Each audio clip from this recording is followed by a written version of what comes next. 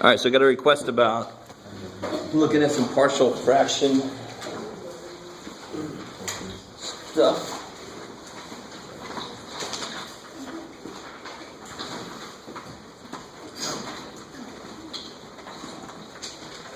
All right, let's see how well these work. Considering if I make a problem just totally up on my own, we're probably going to end up with some really ugly A, B's, and C's. Let me pick one out of here.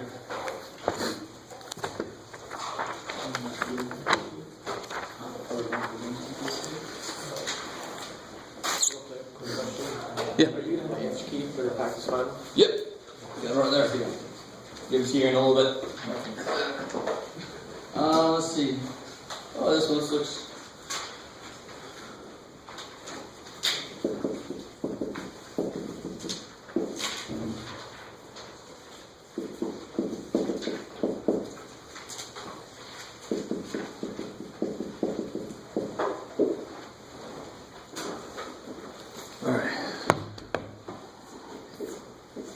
So part of the first step has already been done for us.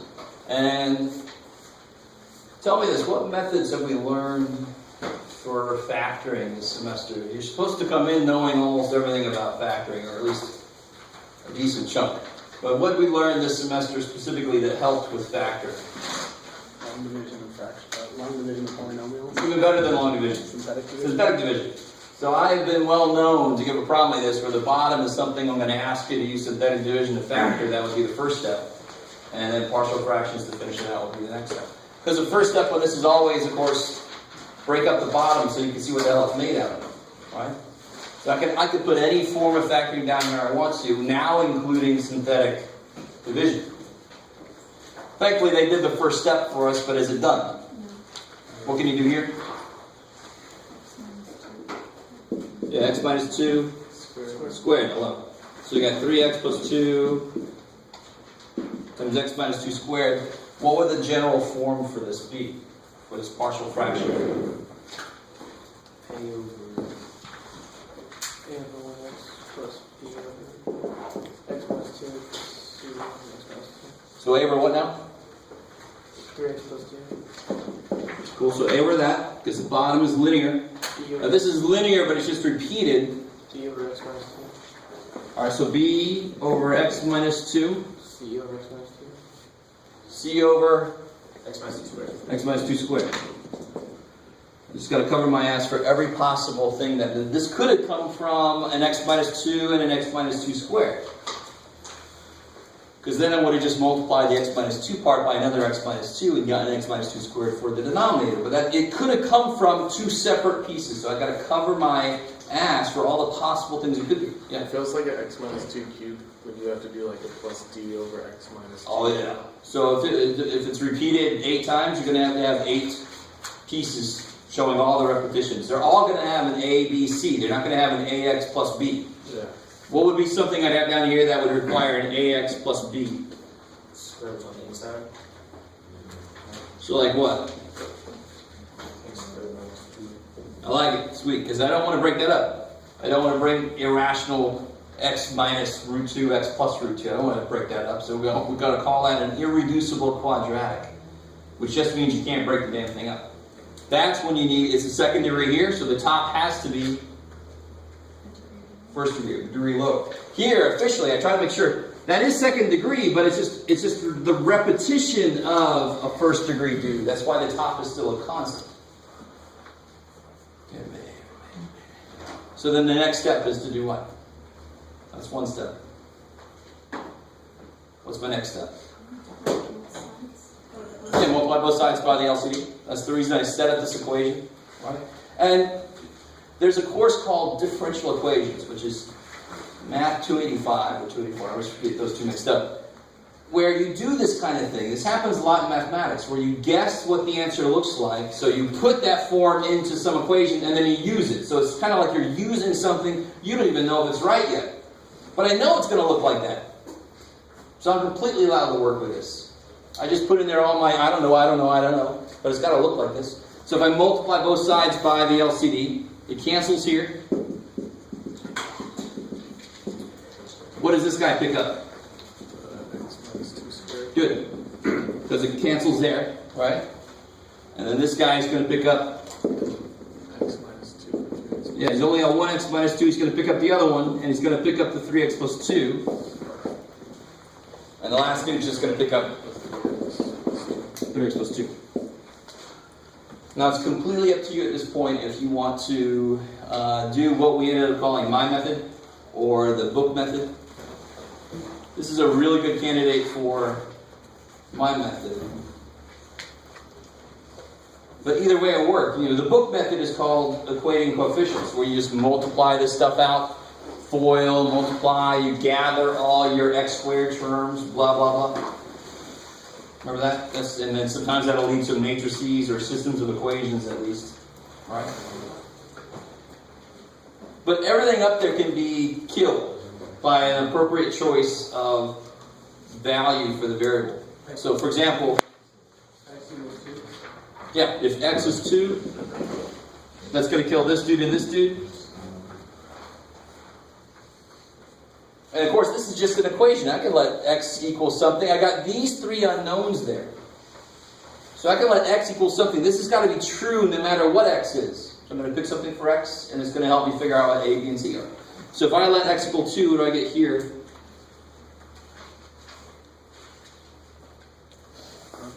12 plus 10x minus 13. Sounds like 9. And of course, if x equals 2, this is 0. This is, and over there I get 8 c. So you get c is 9/8. Well, I picked one out of the book hoping I wouldn't get too ugly. That's not overly ugly.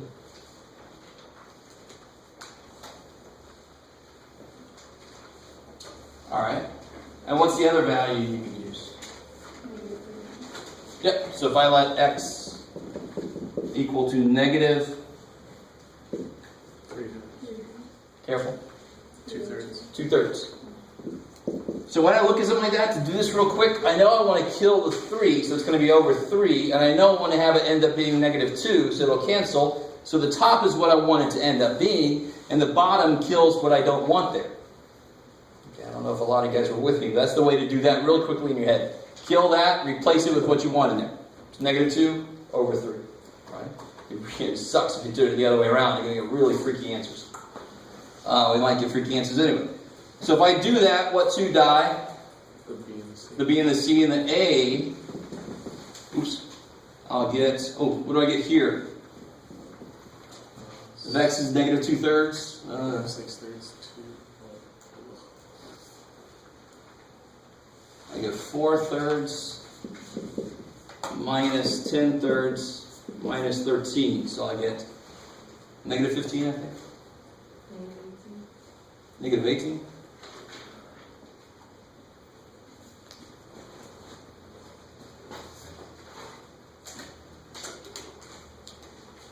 Pretty sure it's negative 15, I don't know.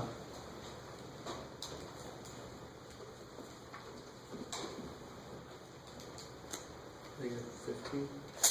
Yeah, I think so. I think it's negative 15. And over here, I'll get negative 2/3 minus 2. Negative 2/3 minus 6/3 is negative 8/3 squared is 64/9. So I get negative 15 equals 64a over 9. That is truly gross.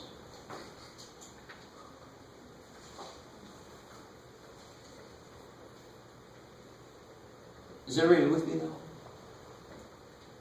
I mean, that's if you can. We've done problems where you couldn't do this at all.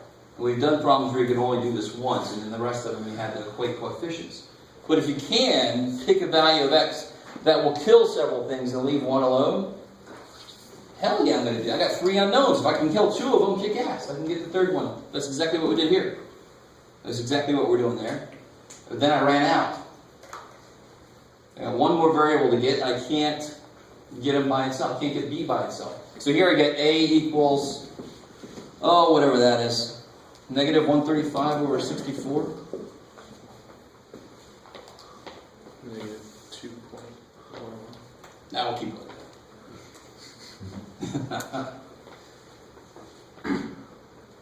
And to get b, Plug in A and C.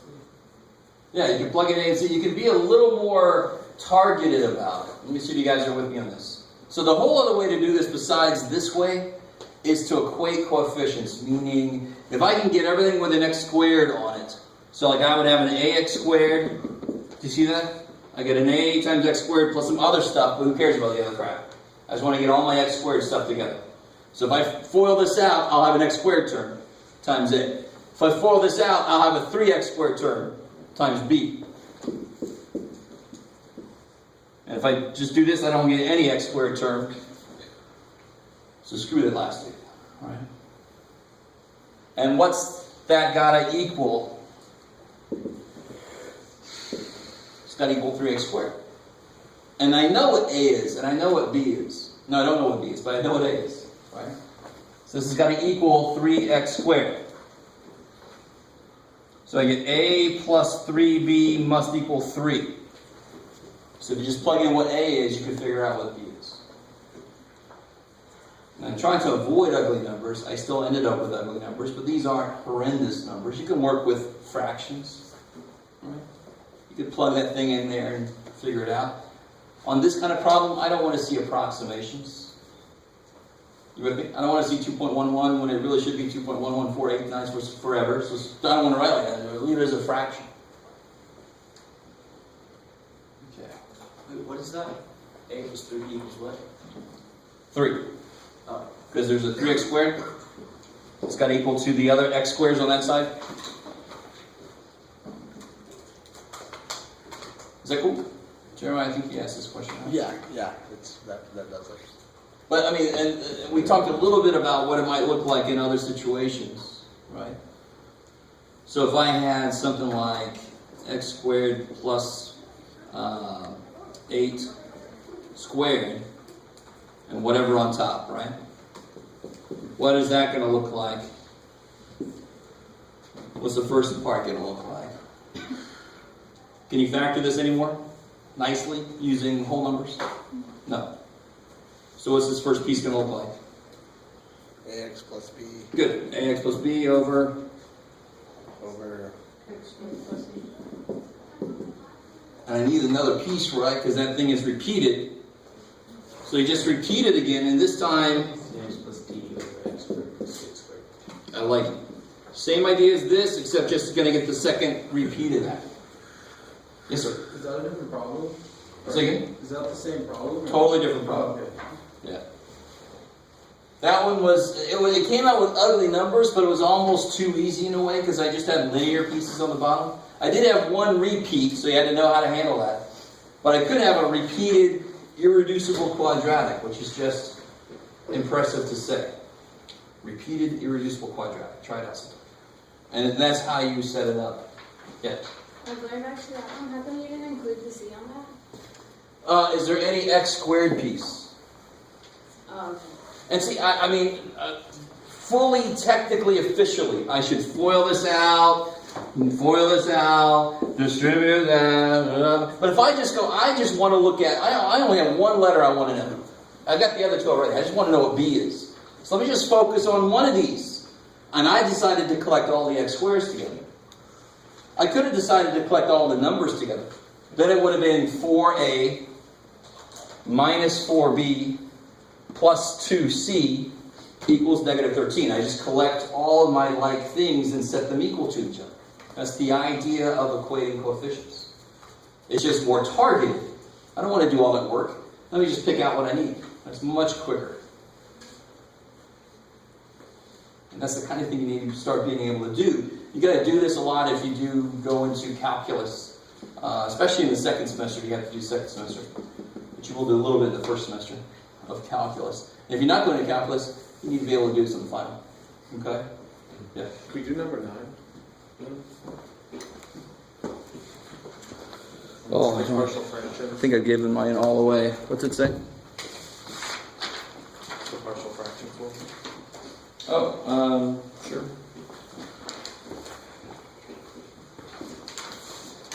And after this one, we'll put partial fractions to rest. We got a lot of other things to look at. Unless this is all you guys want to look at.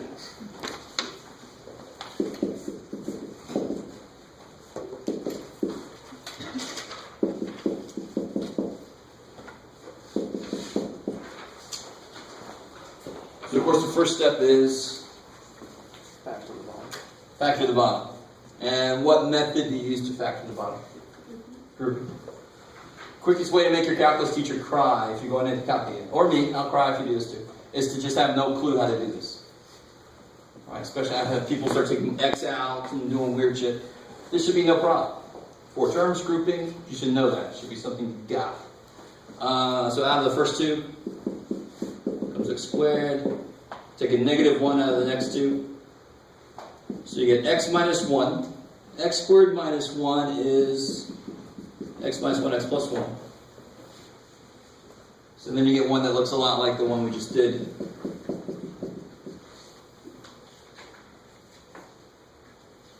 Is that cool? There's the x squared minus 1 that became these two things. So you're not going to give us one with like an x squared inside on the test? Sure, I could. Yeah. There's no way. The practice final would have to be several volumes to cover every possible thing. So you need to look at the practice final as a collection of concepts. Do you fully understand the concepts that are represented on that practice final? If you do, you should be fine with the actual final. So of course, what's it going to look like over there? Now that we have this as the bottom.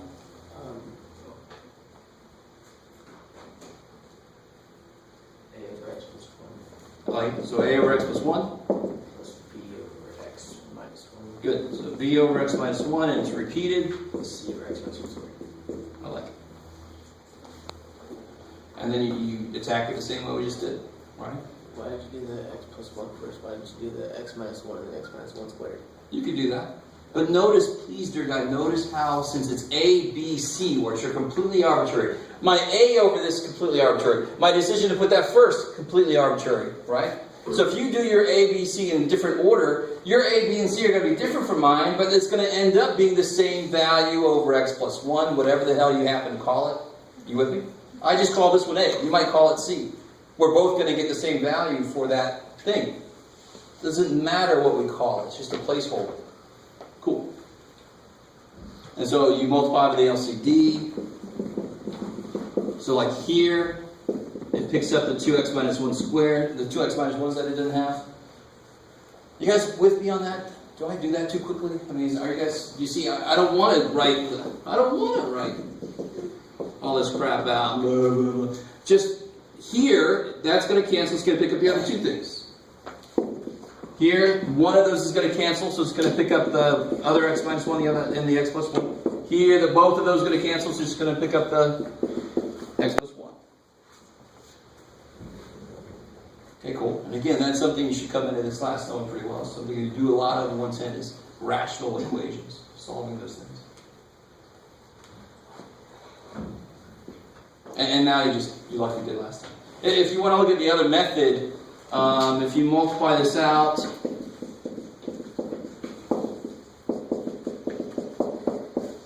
just look at the other method real quick.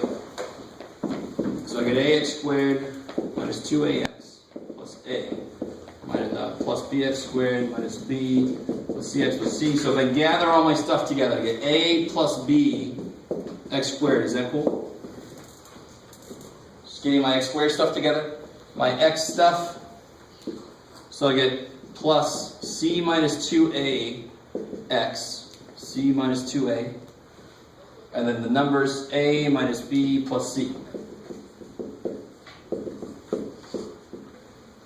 And that equals this. So if this is a true statement, then a plus b must be 1. 1x squared must equal 1x squared. So a plus b must be 1. C minus 2a must be 8. And that's why they call it equating coefficients. A minus b plus c must be negative 1. So if you prefer this method, there's not a damn thing wrong with this, obviously, because it's the way the textbook teaches it, and the textbook must at least be right in some way. Right? So if you prefer this method, there is nothing wrong with doing it this way. It's excellent. Works just as fine. How did you get a plus b equals 1 again? Oh, so after foiling everything out and stuff, I got my x squared terms. So I got a plus bx squared there. And then a plus b must equal 1, because that's what's in front of the x squared term here. Okay. It's the same idea. It's really sort of related to, if I say 2 to the x equals 2 to the 11th, what's x got to be? Why do you ignore the 2? Because it's already 2 equals 2. Why do I ignore the x squared? I just make sure that because they're already x squares. I just need the a plus b to be 1, and then I'm golden.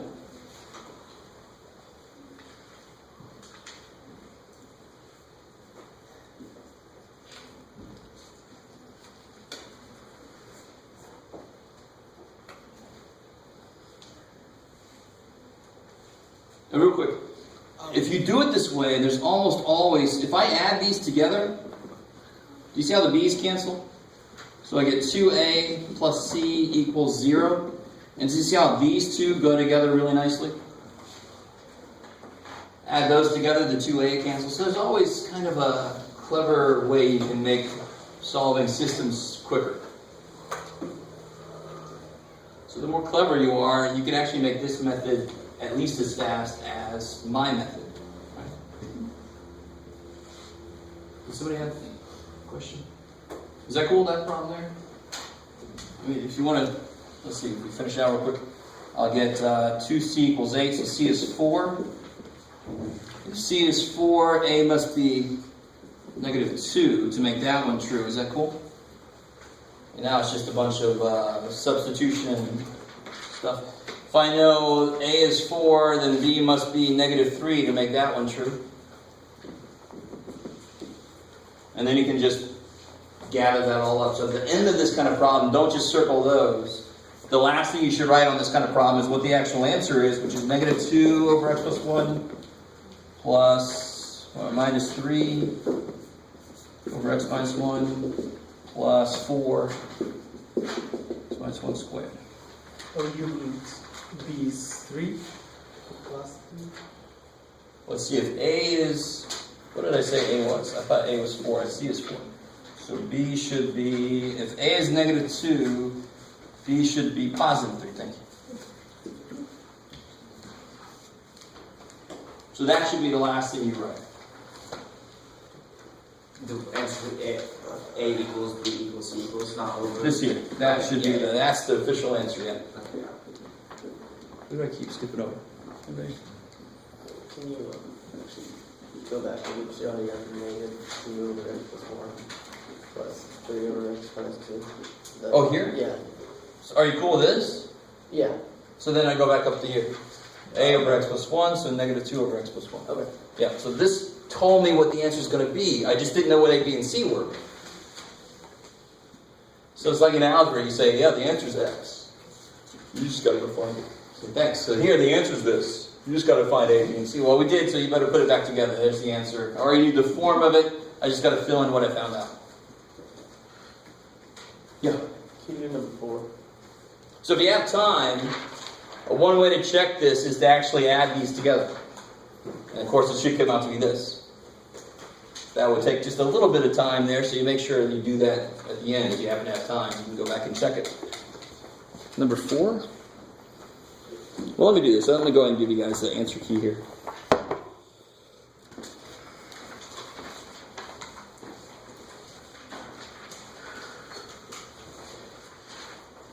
Make sure.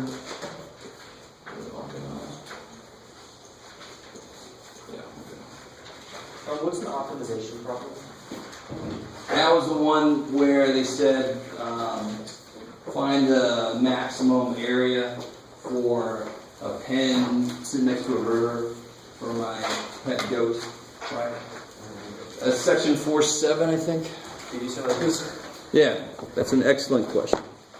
It's in the permutations, comments versus problems and optimization problems. How many problems are going to be on each? Oh, again, considering how little time we really have, I guess it wasn't 4.7, I don't remember what it was. I'll find it here. I'm only going to be able to, for like a full graphing problem, I might just be able to do one conic section because we're going to have a lot of other graphing problems. But I might have a couple other conic section questions like, put this in standard form and tell me what the hell it is. But don't graph it. You with me? Just to save some time, because we're not going to have a ton of time.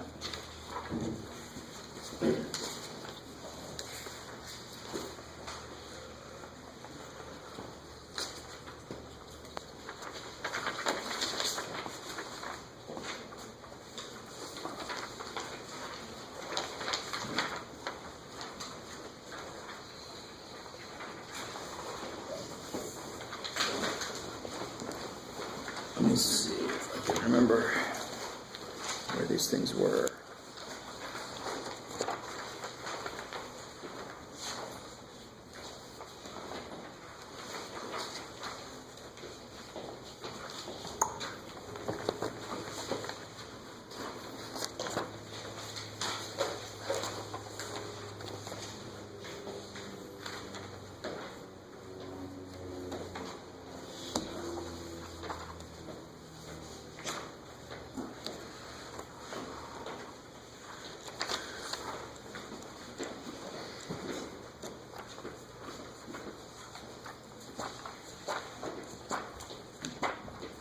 Like 3, 2, yeah. Here we go. 3, 2.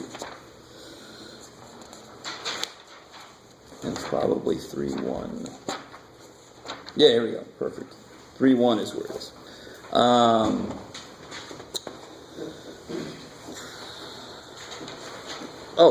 And really the key here is if I have something that's modeled by a parabola, and I want to find the maximum amount of that thing. So if I have, I throw a football and it goes like a parabola, right? Like Manning tried to do that. If I try to throw a football and I want to know the highest point in that football, and I have the equation that actually models that trajectory. How do I find that highest point? And what's the quickest way to find the vertex? What's the quickest way that I'll probably let you do?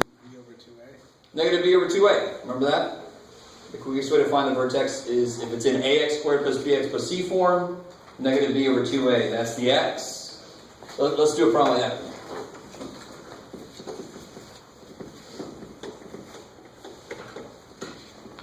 Both my Dolphins and my Chargers won. It was a good week.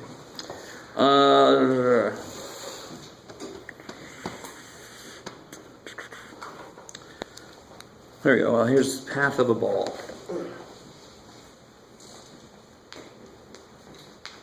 I actually try to make a true equation here.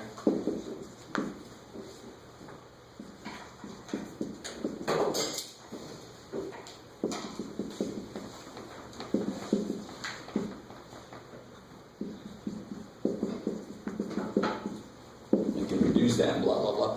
But this is, if you throw a ball from 5 feet above the ground, right? So if you're a little over almost 6 foot tall, you'll probably throw it about 5 feet. Angle of 45 degrees to the horizontal, so you throw it basically like that, right? That's normally the angle you want to go to get the most distance. At a speed of 20 feet per second. So that's why that 20 is there. So there's actually some physics behind this equation. So you put that together. Nice, no wind. If the wind was there, that would make the equation a little bit harder. So say there's no wind and all that kind of stuff, and then we get this equation. And that looks like what it would look like to throw a ball, because what would that look like? A parabola. Parabola, and especially it's Yeah. so it opens down. So it's going to be something like that. So we're trying to find that maximum height that it attains. So at some point, gravity wins and starts to bring it back down. We don't quite throw it fast enough to escape Earth. So it's going to come back down. I want to know what that max height is. All right, so how the hell do I do that? We already just said. How do I find this x position? Negative b over 2a. So, and we proved why that was. Right? What does that look like? What's the quadratic formula? Negative b plus 1 is 4. B squared minus 4ac. 2a. 2a. I like it. So this is negative b over 2a plus or minus that over 2a, really, if you break it apart. And you remember what we said? If I know where the x-intercepts are, where's the vertex always got to be? Right in the freaking middle, right? So this will always be the x-intercepts. They might be complex sometimes, which means my parabola never hits the x-axis. But if they're real, then the vertex has got to be right in between them. And certainly enough, that's the point that's right in between those two x-intercepts. Negative b over 2a, plus or minus, so there's going to be plus or minus. It's got to be right in the middle. That's why this shortcut works. So I use x equal negative b over 2a. What's b? 1. Yeah, b is 1. And what's a? Negative 32 under 400. No. Yeah, this thing here, right? If we reduce this, what do I get? Look at that. 1 over 25, right? I think. Something like that. 8 will go into both of those. 4 over 50. 2 over 25. I don't know if I trust myself. Negative.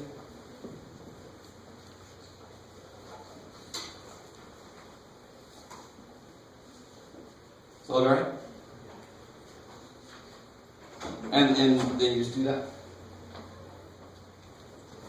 So how do I do that? The negatives cancel.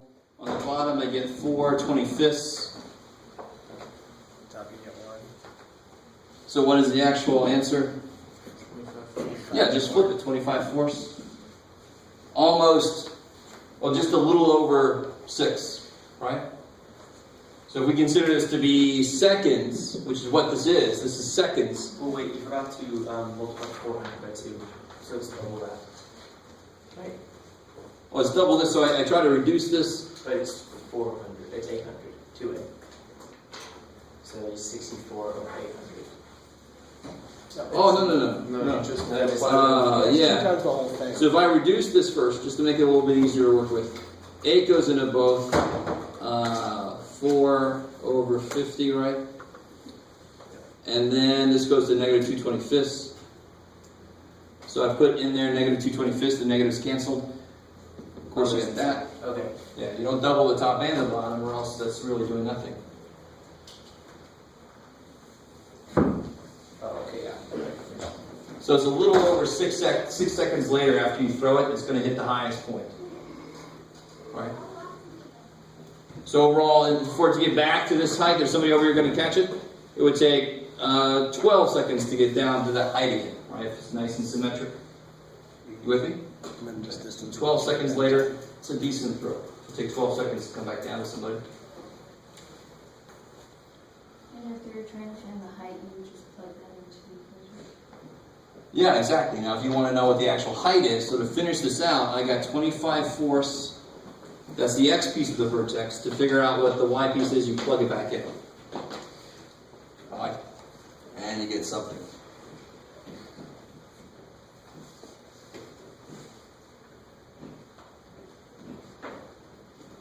Okay. Yeah. Could you do an end behavior problem? Oh, yeah, sure. How do we feel about this one? I mean, that's every single, if I ask you to find the maximum area or to find the minimum cost or something, it's either going to have to be quadratic, so you can use this dude. This is one of the most important little dudes to know.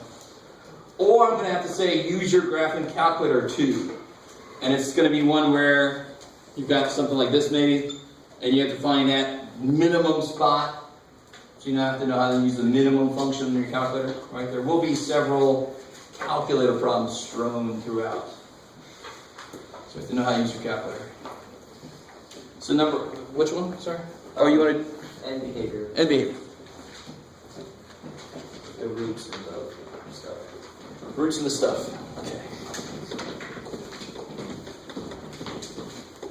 So let's see. We got the one that's on the practice final, but you already have the answer key for that. So let's see if we can make more interesting problems.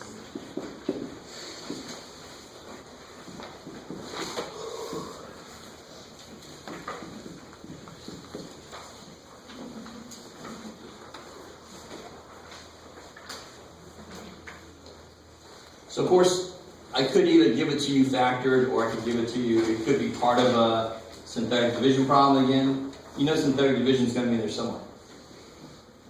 But this one's given to me already factored. First off, what's the end behavior? And why? Cube, so it's gonna go. Now be careful, That's gonna go negative. don't say it to me like that. You gotta be more specific, because it's not just a cube. It is cubish, I agree with you, but why? It's not cubish because it's a cube. Cube is because it's highest degree. Fifth power. So it's odd. If you FOIL this all the way out, and please, dear God, don't waste your time doing that. If you were to FOIL it all the way out, the biggest thing would be negative x to the fifth. You have to be able to see that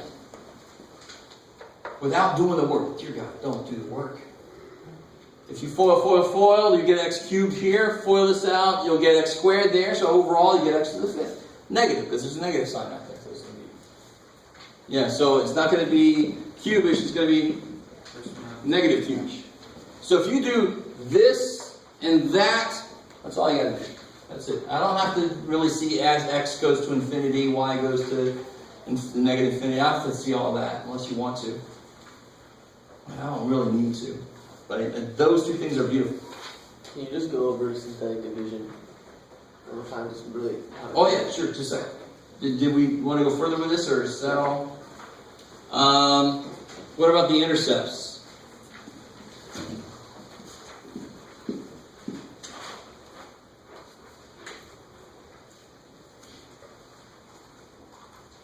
Now, when I say roots, what does that mean? Same thing. Not really quite the same thing, but more specifically, it means the Going through the x. x-intercepts, x-axis. Yeah. So roots are x-intercepts, and I also have to find the y-intercept. So the x-intercepts you should be able to see really easy. Yeah.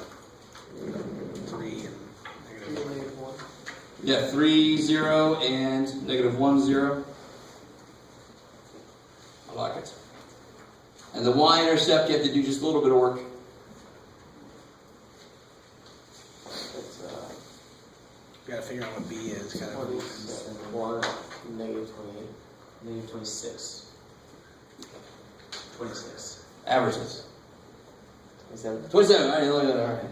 But it's going to be positive. So here, you'll get negative 3 cubed is negative 27 times negative is positive 27 times 1 is still 27. All right, so be real careful about when you're multiplying and when you're... Because a lot of your conic sections, I was trying to make them really nice. I was trying to make them 16 and 25 so you can square it to see how big the circle was. And a lot of you guys were making it 17 and 34 and getting these weird-ass things. Because of that kind of problem, you were adding instead of multiplying things, right? Or forgetting to add something that you added to one side.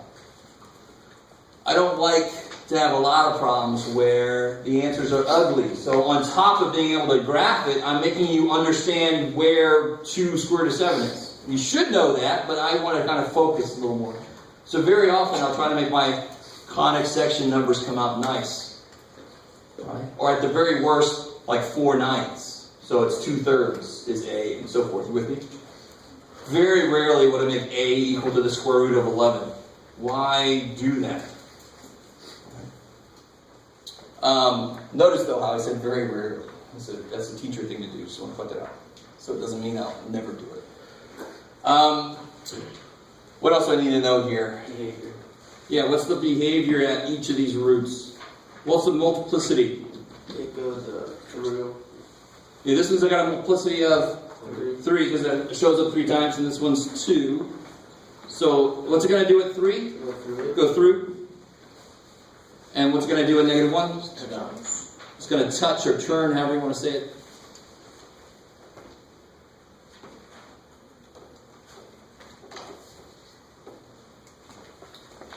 And that's just because it's odd and even, right? Exactly. If it's got an odd multiplicity, it's going to do like a line or a cubic will do it. It's going to go through. If it's got an even, it's going to do like a parabola. It's going to turn there. It's not going to go from the positive to the negative or vice versa. You had a question? All right. I think that's enough for the moment. Let's see what we got here. So we've got 3 and negative 1, we're going to get up to at least 27.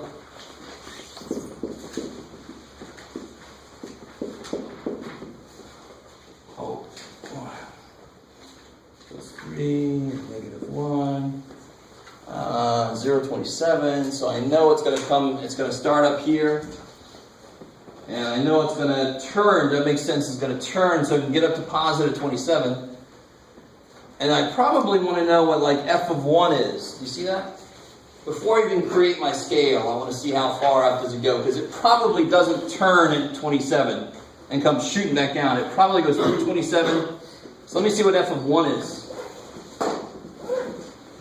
So what's f of 1? So negative 27. Okay, that makes sense. So negative 27. 32. So you get negative 2 cubed is negative 8 times negative is positive 8 times 2 squared is times 4 is 32. Cool. So at 1 is 32, so maybe I want to make my scale 5, 10, 15, 20, 25, 30, 35.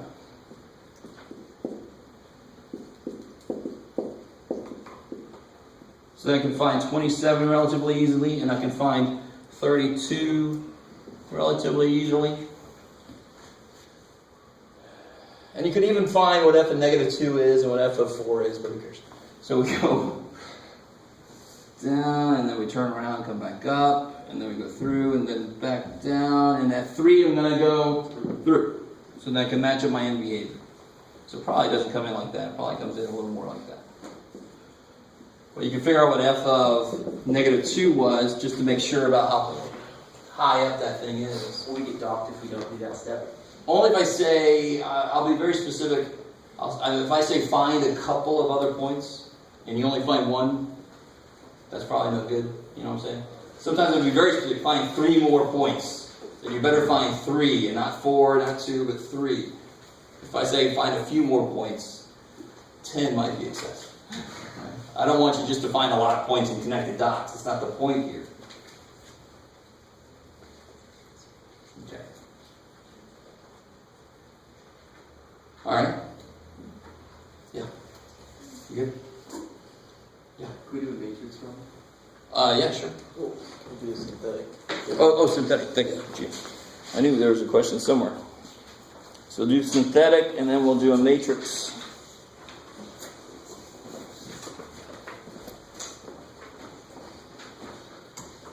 So we got this here.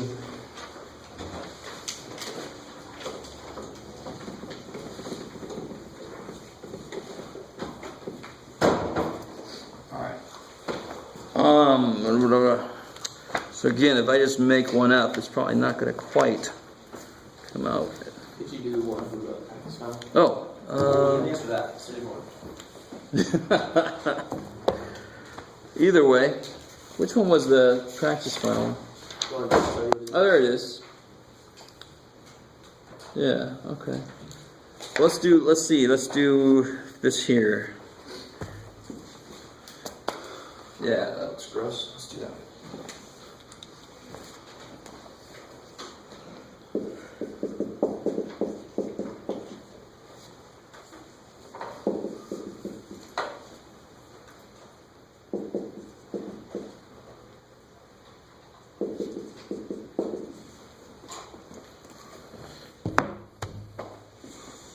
What's primarily important is you're able to come up with numbers that make sense to try.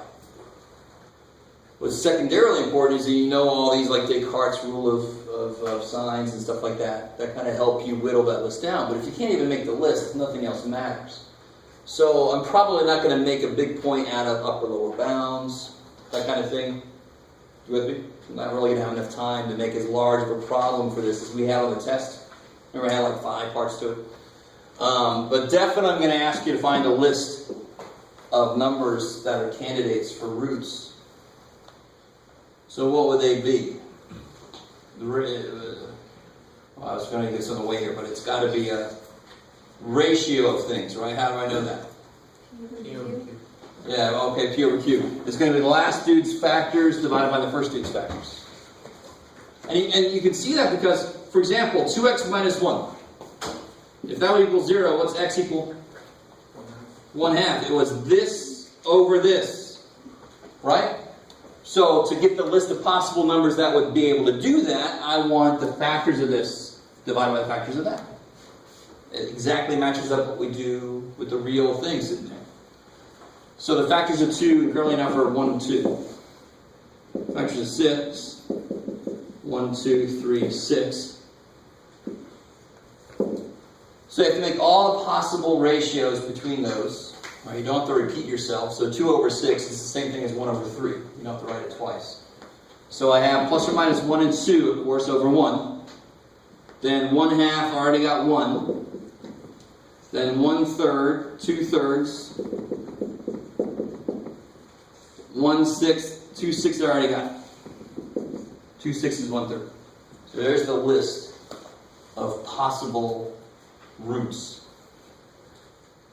Rational roots.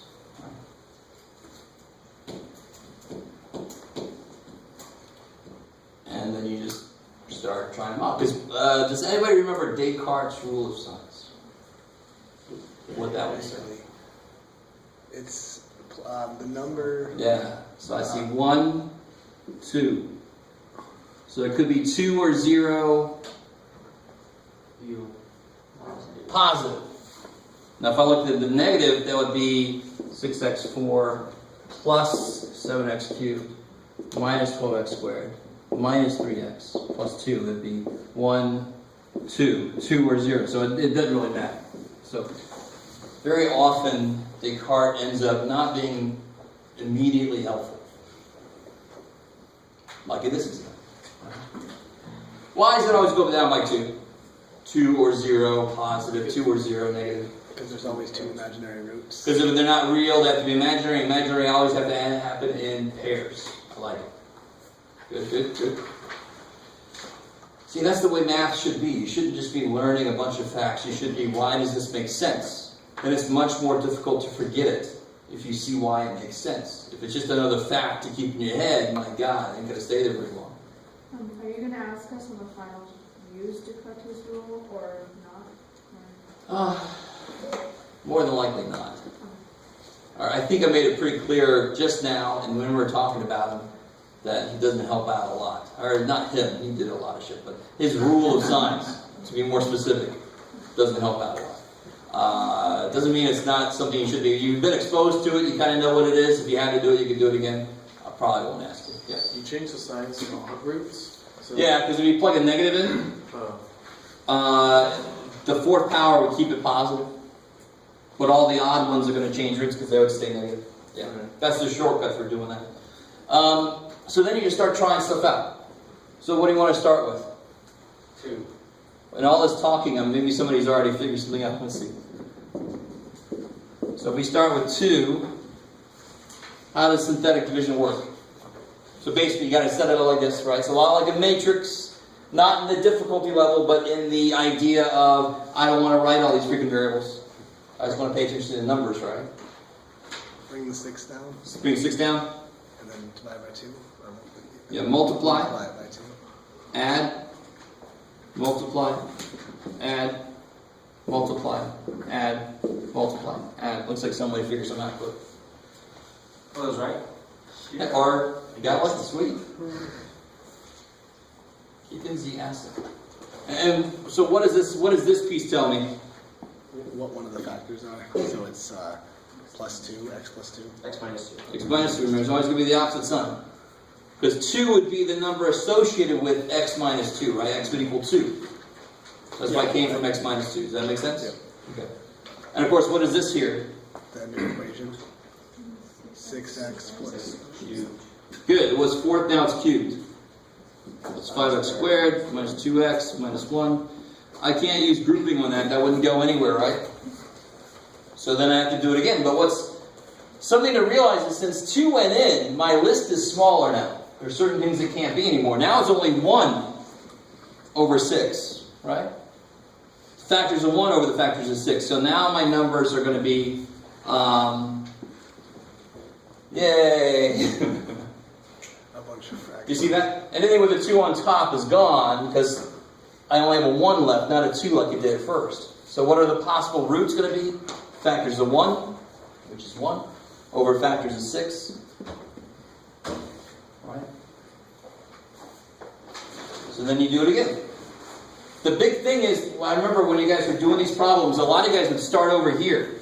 Why the hell do that? That's old news. The thing you're working with now is this. So start attacking this guy with stuff.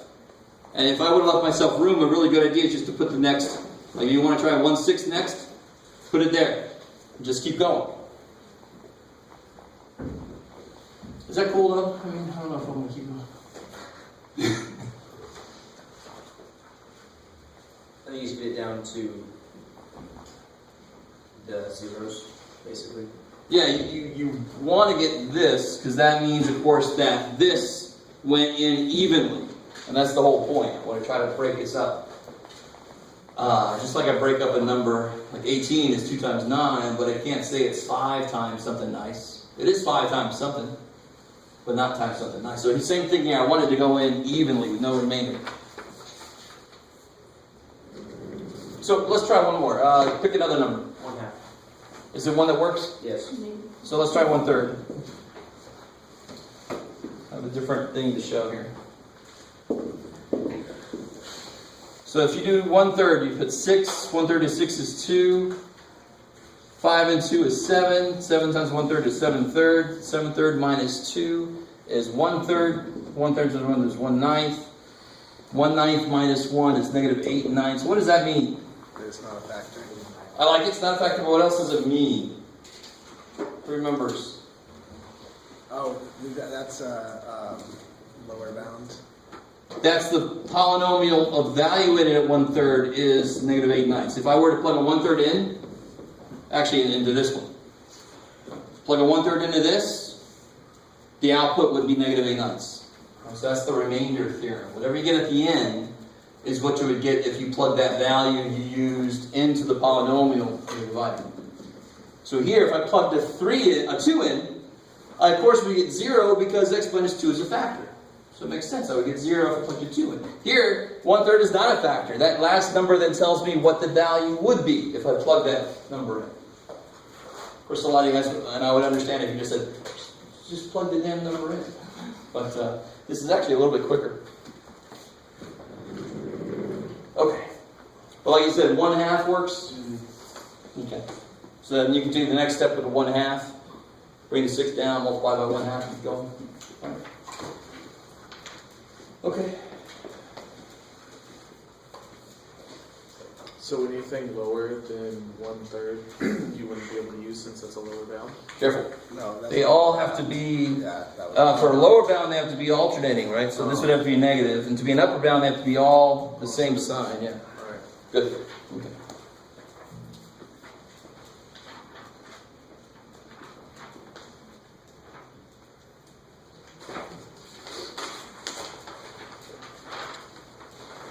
Okay, y'all looking at me on.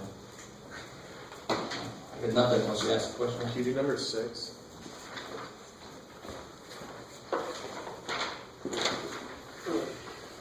Oh, good. All right. So the other big graphing thing, of course, is rational functions, where we have the possibilities for the asymptotes. You always got your vertical asymptotes. What other asymptotes could you have? Horizontal. Horizontal? Slant. Slant. Good.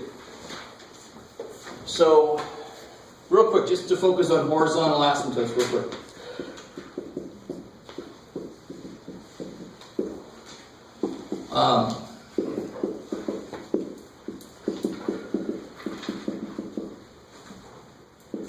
What would the horizontal asymptote be here?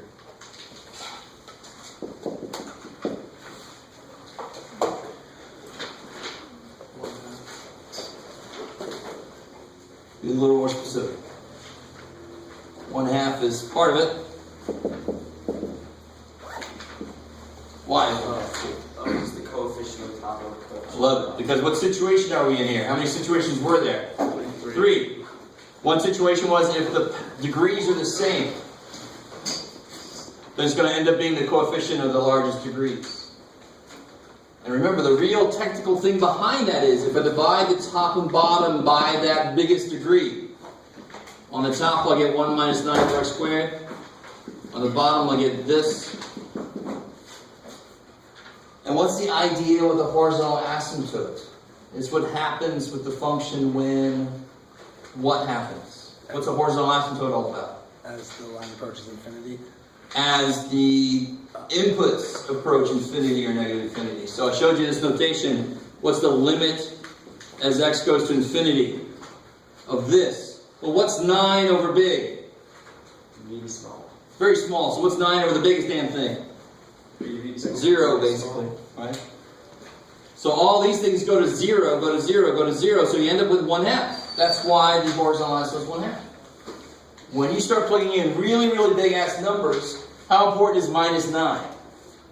If I just won $80 billion and $9 fell out of my pocket while I'm running somewhere, I'm probably not going to turn around and get it. Right now, I definitely would. And if I'm talking about billions, how important is this or this? So those basically go away when x gets really freaking big. These don't matter at all. It's all that, and that would reduce to be 1/2. So you could try. You could actually plug in 100 million for x into this function, and I'll bet you anything the answer comes out to be 0.49 or 0.501 or something crazy. Really, really close to 1/2. What's another situation? Maybe the top power is smaller than the bottom power. What's the horizontal asymptote going to be there? 1. Think about this. How many x4s are up here? 0. So then it's the same as this one. 0 over 2 is 0. It's still the ratio of the coefficients. It's just that there is no x4 up there. That's why in this situation, the horizontal asymptote is 0. Which one gets bigger quicker, the top or the bottom? The bottom. So the top can't keep up. The bottom's getting stupid big. So something divided by stupid big is stupid small. So the whole thing goes to 0. That's the technical explanation. And then the last thing that can happen is your favorite thing. If the top power is larger than the bottom power, Y equals 1. Y equals 1. Then you have to do division, right? that would be like x squared over x squared. Here, this is not a horizontal asymptote. This is a slant.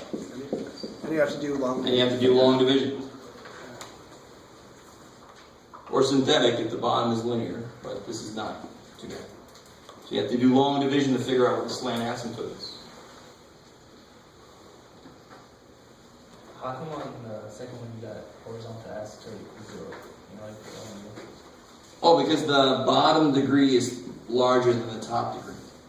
So if the bottom is getting bigger faster than the top, I'm dividing by bigger, bigger, bigger, so I'm getting smaller, smaller, smaller, going to 0. okay. And again, I don't know if any of you guys picked up on this. You can use the same rule here. How many x to the 4th are up here? None. So what's the ratio of the coefficients of x to the 4th? 0. So y equals 0.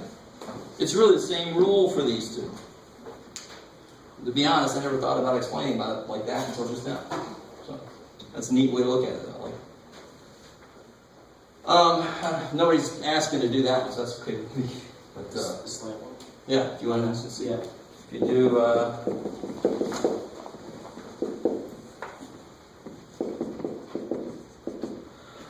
let's give ourselves some space here.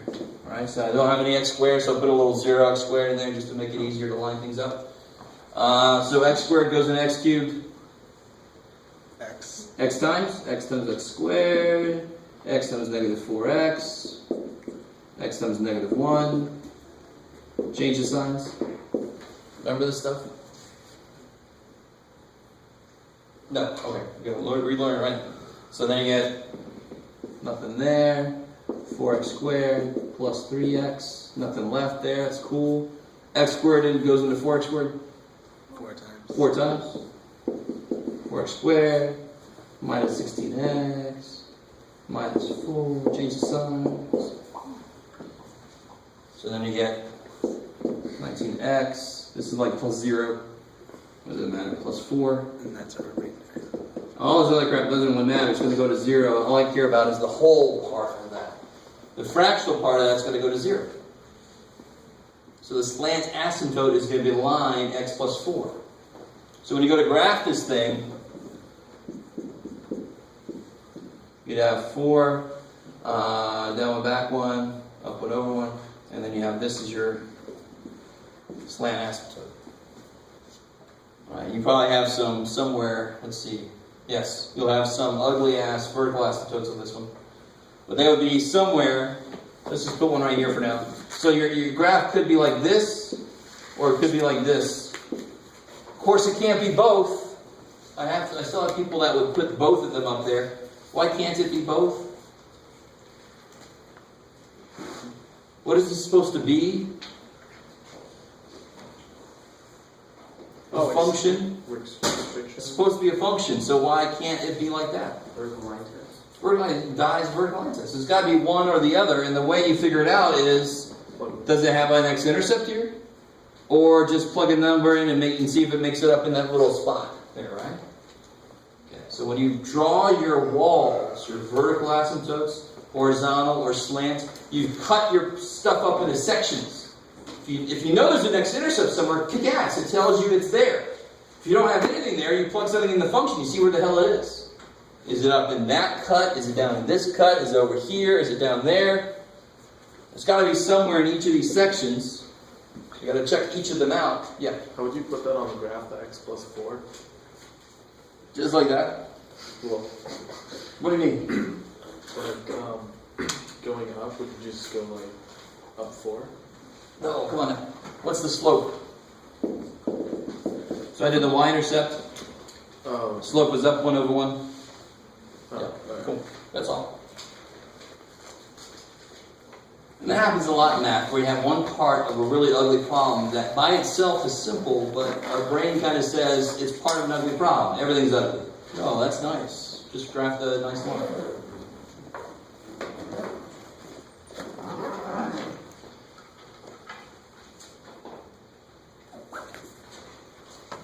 This looks so exciting. Can you repeat that one more time? What you just said? I don't know. What you just said? I said don't let that part be ugly. Well, like, conceptually, because I had it and then I got confused You mean about this part here? about the putting on the actual graph with the. Oh, the slope is 1, y-intercept is 4, right? Mx plus b. Oh, at the top. Okay, I was looking at the remainder. Wow. Oh, the remainder doesn't matter. Yeah. So how would it be if it was like y equals like 3x plus 4? You would just solve for it and then. Well, if it was y equals 3x plus 4, you just go up 3 over 1. Oh. Yeah. Right? So it's just Yeah. mx plus b then. Yeah. Now, we did talk a little bit about slant asymptotes could be parabolic, it could be almost anything, but if I give you one, it'll be a line.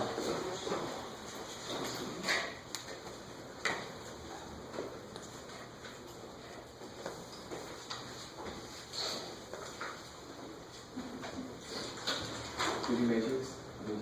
Oh, yes, sir.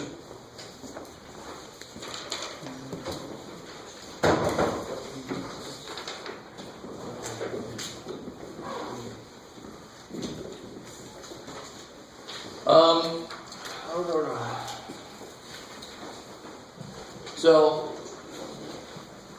we'll do like a 2x2 just to make it quick and to the point. Okay. So if I had something like x minus 3y equals negative 4, 2x plus y equals 6. What would that look like as a matrix? 1, 2 by 3. Good. 2 by 3. Minus 2, 1, 6. So again, like I said with synthetic, it just takes the variables out of the way. Is that cool, Josh? Yeah. What's really nice about this is, I mean, what's my goal? 5x and y. Cool. What would it tell me? What would it look like? 1, 0, 0, 1. Yeah, 1, 0, 0, 1, and then numbers over here, right? So I've already got my 1 here. That kicks ass. So then I just got to get a 0 here. So if you just finish this column, get 1 and then a bunch of zeros. Go to the next column, do the same thing. Go to the next column, do the same thing. If you do that, you won't lose any zeros. Yes, sir? I have a question about the hammer. Oh, real quick, let's finish this up.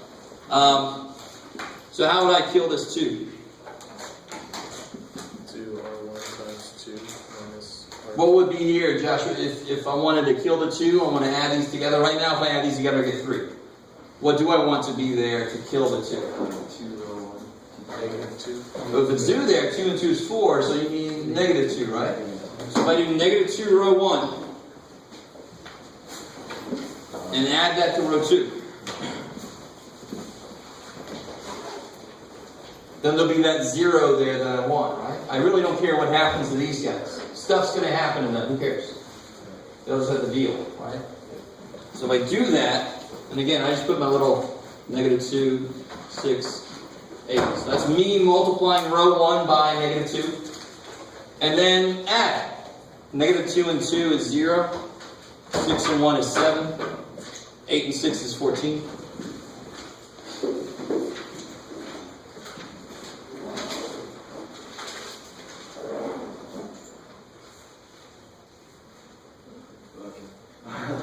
Good. Well, you kind of lost your one there, but Oh, this one? yeah. Now that, ones I can deal with losing. Because what's the most important thing in this problem is to make the right zeros. So there's no way I can hold on to that 1. So that's why I said, look at the first column. Only worry about the first column unless you're a lot more comfortable with this problem, then you can do stuff out of order. But only look at the first column. There's a 1 there already, I need a 0 there. Make that happen. Now move to the next column. But also at the same time, what can you do with this? What can you do with that row? Divide by 7. And then guess what's going to get back there? You're going to get your 1 back, right? What's most important is zeros. What's the next important thing is 1s. So if I lose a 1, that's not bad. If I lose a 0, that sucks because that meant I had that variable dead and now it's back to life. That's creepy, but it's also bad. It's getting me further away from the answer. So here I can divide that by 7. And I already know that what is 2? Y. Y is 2. So how do I kill that negative 3? Row 2. 3 row 2 plus row 1 to row 1. So I can get a 0 here. So if I multiply this row by 3, 0 plus 1 is 1. 3 plus negative 3 is 0. What's it say, Jeff? 6 plus negative 4 is 2.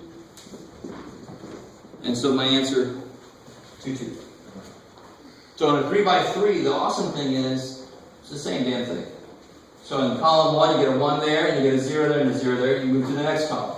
Get a 1 in the middle, get zeros above, and go to the next column. It's kind of nice. And somewhere you're going to have somewhere you can divide and get a 1 that way. Right? You never have to bring fractions into this. I see a few people do that, like they divide by 2. You don't need to do that. Right? There's other ways to get that 1 there. We talked a little bit about that. Yeah. On the homework, do we have to bring this stuff you just gave back on? No, there's all in the computer. That's why I gave it to you. Only if you have something that I said correct or redo or whatever. Yeah. Okay. Those are all due by Monday. When you say the grade that it says they have none homework, that's cumulative of all homework?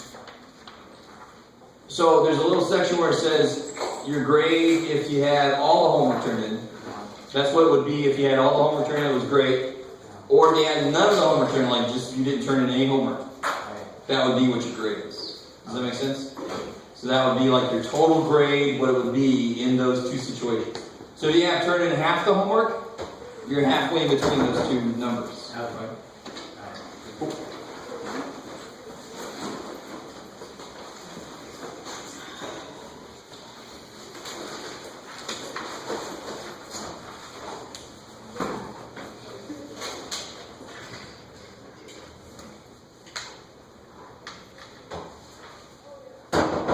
like, okay, so with the matrix though, like another version of it is like the inverted. The inverse matrix. So for a 2 by 2, to give you A, B, C, D, what's the inverse of that going to be? Well, you can just use the formula, right? Yeah, good. So that'll be 1 over AD minus BC. And then a little something, I told you guys, this has got a minus sign. So it must be the BC that just changed sign. And it's the AD that switched. So that's one you can just memorize. But again, just to show you, the other method works for anything. Let's see. I want to do that? No. Let's try. What if I had this matrix here?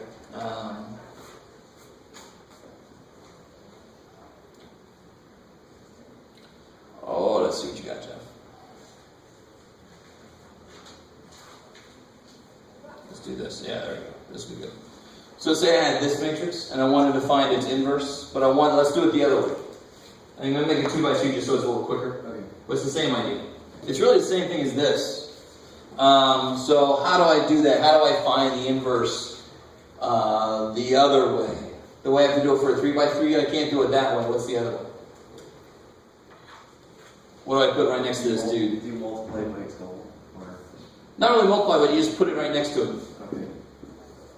So this starts off where you want this to end up. So in the process, everything you do, so I always think about it like this. It's an uncharged battery over there. And you do a lot of crap here, and it's going to happen to this side too, and it's going to just accumulate it all. At the end, you're going to have the inverse sitting on it, because it's going to have all the opposite stuff in it. So how do I start to do this? Everybody see how I can get a 1 nice here? I don't want to divide by 2. I don't want to divide by 5. Is there some other way to get a nice 1 there? By 3 minus 1. Good. So you multiply the 3 row 1 minus row 2. I like it. All right, so if I do 3 here, that's 6, minus 5 is 1. Something's going to happen everywhere else, but who cares? As long as I get a 1 there, I can keep going, right? So if I do 3 row 1 plus row 2 to row 1, so this will be 6, 9, 3, 0. This will be, what was it? Minus row 2 then. So this will be -5, -8, 0, -1.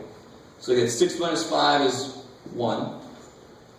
9 minus 8 is 1. 3 minus 0 is 3. And 0 minus 1 is -1.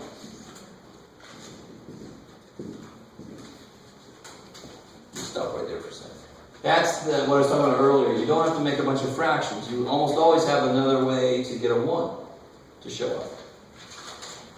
So now I can use that 1 to kill that 5.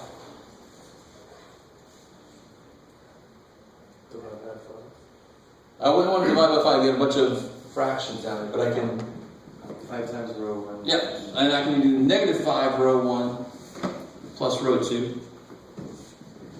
So that it kills that 5 in there. So multiply each one of those by -5. There's trying to be a 15 there. So then I leave the first row alone. -5 and 5 is 0. -5 and 8 is 3. -15, 6. What can you do with that last row? Yes. Divide by 3, yeah.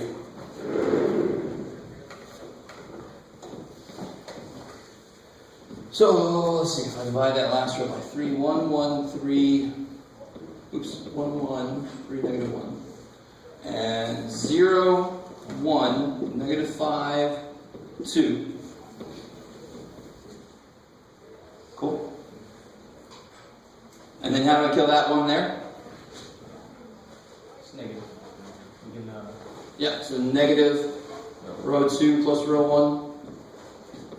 So this will be 0, -1, 5, -2, and add those together to kill this. So you get 0, 1 is 1, -1 and 1 is 0, 5 and 3 is 8, -2, -1 is -3. So my inverse matrix I'm claiming is this.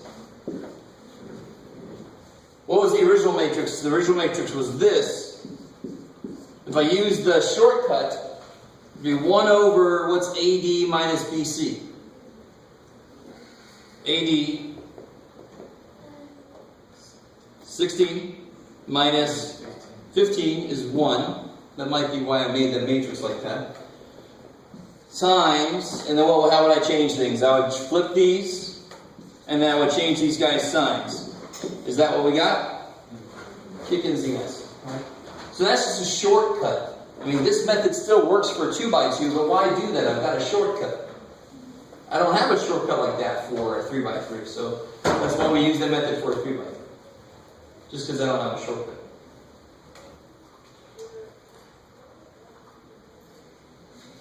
Did you give us a 3 by 3 inverse matrix? Would I? Well, yeah, that's true. I would. But it wouldn't be that much more work than this. Yeah. Alright. See, Josh? On one of the tests, you had a matrix, and then right next to it, it had like X and Y in another column. Oh, yeah. So that would be what I could use this for. So if I had an equation So I like, have no clue how to do that. let's see, blah, blah, blah. So if I had 2x plus 3y equals 5 and 5x plus 8y equals 13, I could write this as 2, 3, 5, 8 xy. That's the matrix equation, right? That's AX equals B. Because what do you get when you multiply this and this? Don't you get 2x plus 3y? Just get the same thing as that. Yeah, you get the same thing. So this is just another way to write that same thing. But now it's matrices, and I can act on them with other matrices, like the inverse matrix. So if I multiply this by A inverse, I'll solve for x. So if I multiply both sides by 8, negative 3, negative 5, 2.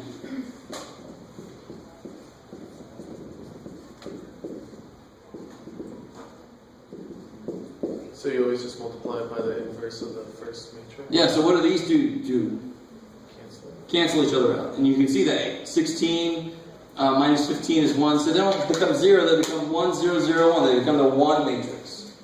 They're inverses, so they kill each other. So they're always going to cancel. Oh, yeah, good to see. Yep. And then if you do this, 40 minus 39 is 1. Negative 25 plus 26 is 1. And sure enough, 1 is the answer. That's like that second problem, I think, on that test. Yeah. Yeah.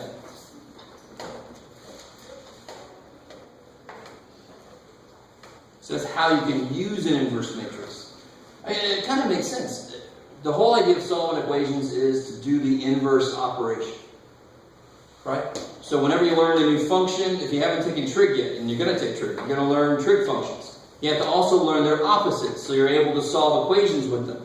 Here, if I have a matrix in an equation, I have to have an inverse matrix to solve it.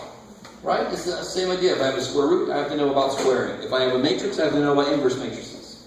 So I can solve that equation. Right? That never changes how to solve equations.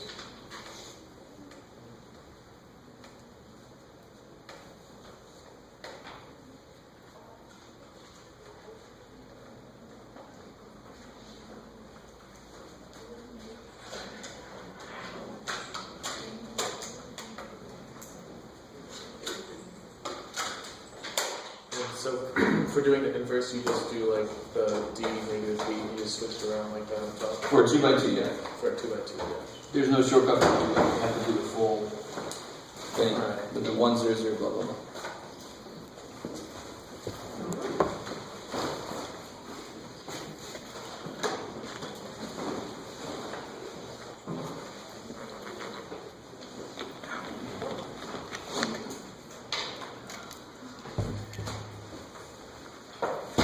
So for the answer, you just do x equals 1, y equals 1. Yep.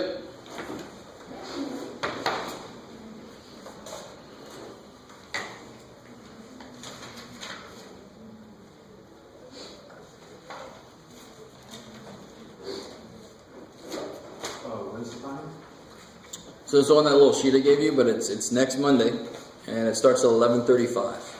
Yep. And you got that sheet from me, right? No, you didn't. You didn't get your test back? No.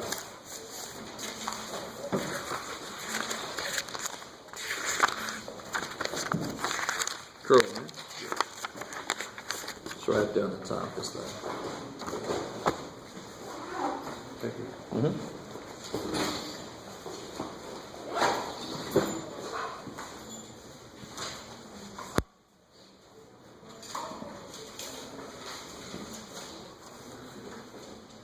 Actually, this is just on the test for you to find the equation.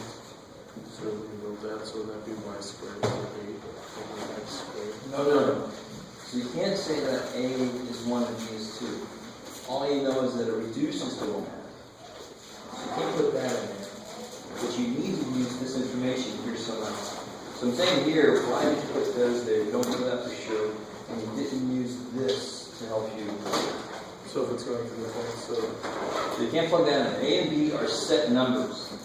Y and X are the variables. That's where you can plug the point. So put an 8 in for X, put a 5 in for Y. But then you also know on the bottom, instead of having A squared and B squared, you know that A over B equals 1 over 2. Depending on which one you call A and which one you call B. I really didn't know how to like set that up. So that the asymptote is A over B in this case, because you have the Y with the A running, the Y is always on top for slope, so it's A over B equals 1 over 2. So then, don't you know that 2A equals B? So in your equation, Y squared over A squared minus X squared over B squared, you can plug in 8 for X, negative 5 for Y, and you actually have it written down there somewhere. You can plug in 2A for So B. that would be negative 5 squared over 1 minus 8 squared over 2. No, you can't say 1 and 2. It's being way too specific. Alright. All I know is that B is twice A. So you can say 25 over A squared minus 64 over 2A squared, because that's what B is. And then I Squared. So square the whole 2A. 2a squared. But the 2 is being squared also. Oh. Like this is squaring the B down. Can you do referring for the Oh, yeah, bro. So Yeah. the way to do that, Like the so first A1 is is -1? Yeah, you should just ask for it. He's got it. so then it says here that AN. So if I do A3, N is 3, right? So then it says twice AN minus 1. So that would be twice A2 minus 3 times AN minus 2. So that would be 3 A1. So it's twice A2 minus 3 times A1. So A3 would be twice 4 minus 3 times negative 1, 11. Right, 8 plus 3. And then A4 would be twice A3 minus 3 times A2. So this is just saying that the next term is dependent on the 2 before it. Yeah, it's twice the one right before it minus 3 times the one before that. So then you just plug in A3 is 11 and A2 was 4. And you figure out that is. Cool. So that's the recursive. It's defined based on itself. That's what they mean by recursive. You got another test? Oh, yes.